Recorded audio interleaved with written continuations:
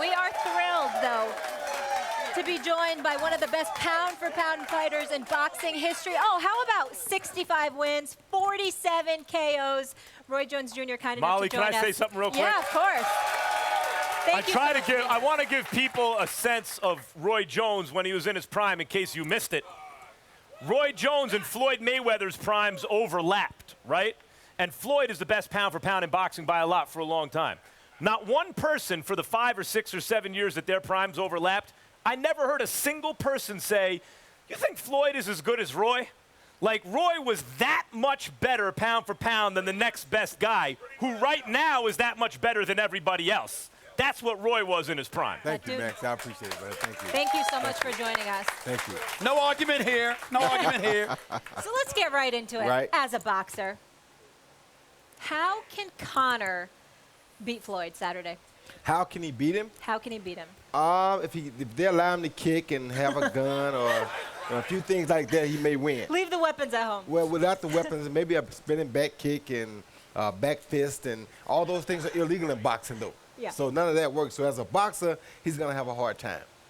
You know, one of the things, I'm looking at Conor McGregor, and he looks bigger, very much bigger, stronger, whatever.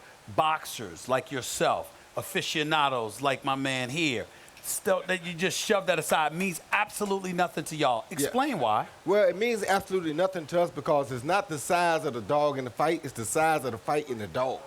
You know, we got to go to our old school sayings. People forget about that. You understand me? So when you got skill, and you got a guy that's 49-0, and he sees a guy who's 0-0, the skill level just goes off the chart. So it's like, how do I give this 0-0 guy a chance against a 49-0? Hey, Roy, could you be a little more specific for people? One of the great things, I work with Roy ringside, and one of the great things is when you ask Roy for a question with specifics, technically, about, boy, he's got on the tip of his tongue like he knew what you were going to ask. Can you explain to people what that means? Like when a seasoned professional fighter sees a novice fighter, because people will say, well, McGregor scored knockouts, you know, in the octagon with his hands. When a seasoned fighter sees a more novice fighter, what does he see that the public doesn't see? What he sees is, he sees a guy who, in an 8-ounce glove, is basically ineffective. He can do damage in a 4-ounce glove because it's like a bare knuckle. But in an 8-ounce glove, this guy has never knocked out one person. This guy has never heard a referee say round 6, round 7, round 8, round 9.